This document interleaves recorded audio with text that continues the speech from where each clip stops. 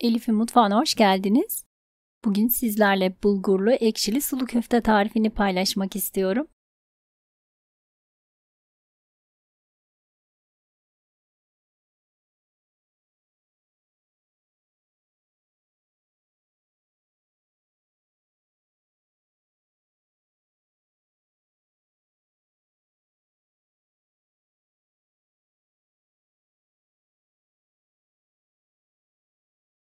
Yoğurma kabına 1 çay bardağı ince köftelik bulguru alalım.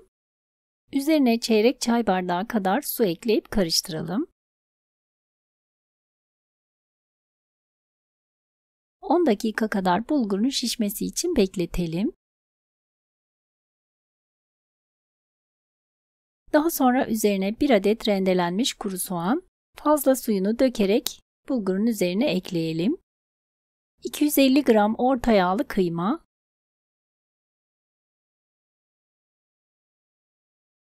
1 adet yumurta, 1 tatlı kaşığı kadar tuz, birer çay kaşığı kadar karabiber ve pul biber, 1 yemek kaşığı un ekleyip 8-10 dakika kadar iyice yoğuralım.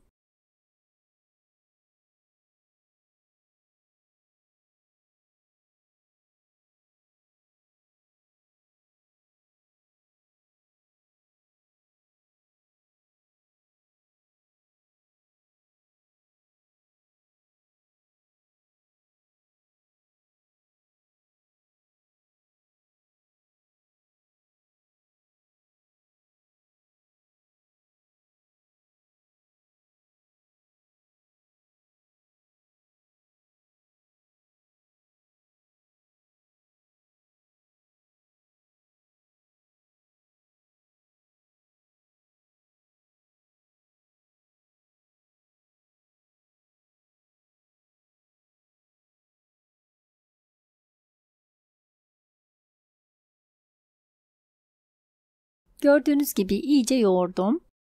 Daha sonra düz bir tabağa veya tepsinin içerisine 1 yemek kaşığı kadar un serpiştirelim.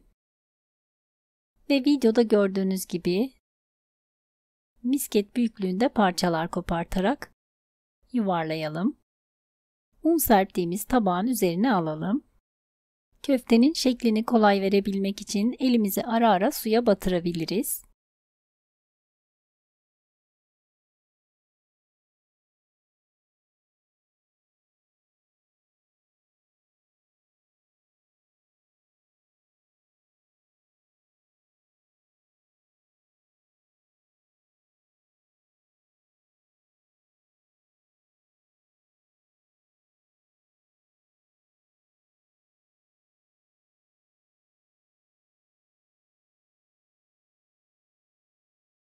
Tüm köfteleri yuvarlayıp hazırladım. Videoda gördüğünüz gibi tabağı sallayarak una bulanmalarını sağlayalım.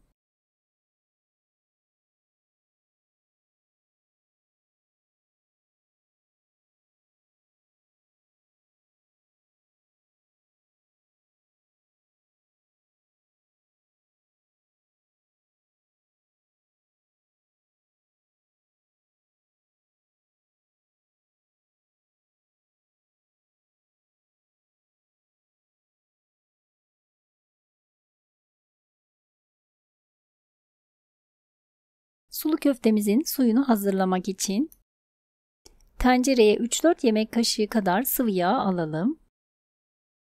Üzerine 1 adet orta boy havucu küp küp doğrayarak ekleyelim. Ve birkaç dakika kadar kavuralım.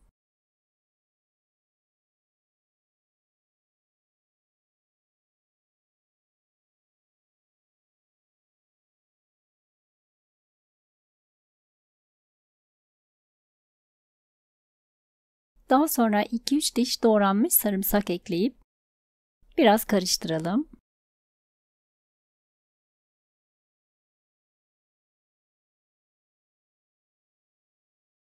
Ve 2 adet orta boy patatesi küçük küpler halinde doğrayarak ekleyelim. Biraz daha kavurmaya devam edelim.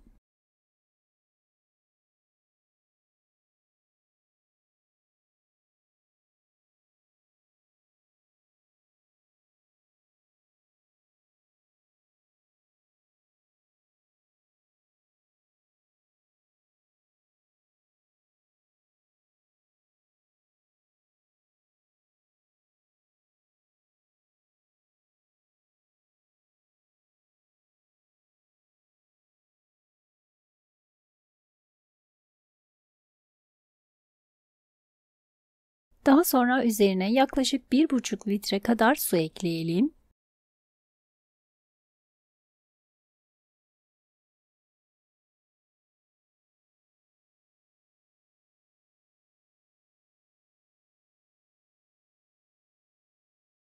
Bir su bardağı haşlanmış nohut ekleyelim. 1 tatlı kaşığı kadar tuz, yarım çay kaşığı kadar karabiber ekledim.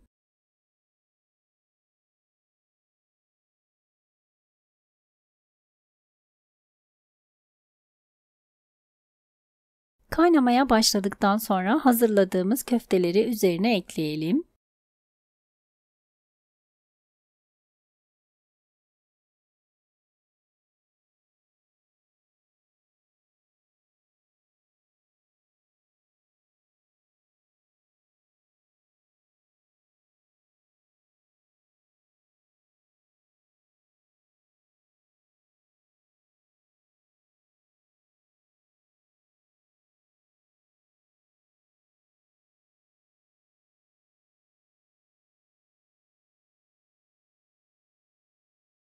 Köfteleri dağıtmadan hafifçe karıştıralım.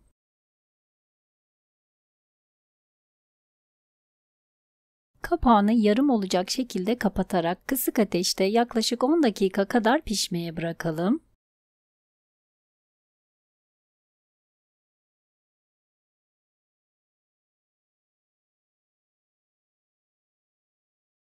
Köftemizin terbiyesi için bir silme yemek kaşığı kadar unu ayrı bir kabın içerisine alalım. Üzerine yarım taze sıkılmış limon suyu ve 1 çay bardağı su ekleyip pürüzsüz bir kıvam alana kadar karıştıralım.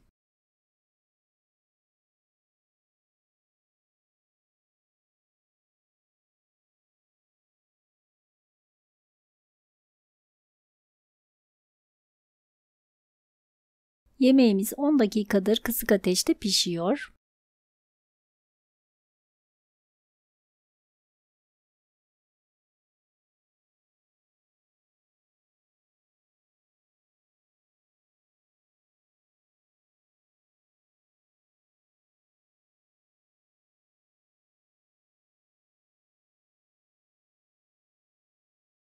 Terbiyenin üzerine birkaç kaşık yemeğin suyundan ekleyelim ve karıştıralım.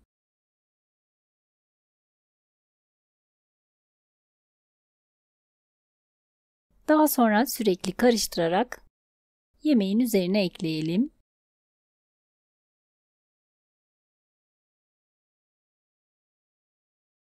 Daha sonra 8-10 dakika kadar da kapağını kapatmadan kısık ateşte ara ara karıştırarak pişirmeye devam edelim.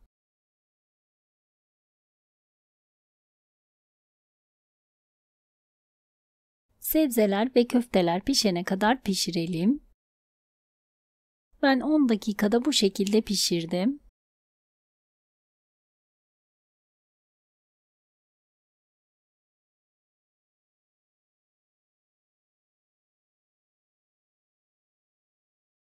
Ocaktan almadan önce üzerine birkaç dal ince kıyılmış maydanoz ekleyelim ve karıştırarak ocaktan alalım. Bulgurlu ekşili sulu köftemiz servis için hazır. Sıcak sıcak servis edelim. Umarım bulgurlu ekşili sulu köftemiz sizler de dener ve beğenirsiniz. Deneyecek olanlara afiyet olsun. Beğeni ve yorumlarınızı bekliyorum. İzlediğiniz için teşekkürler.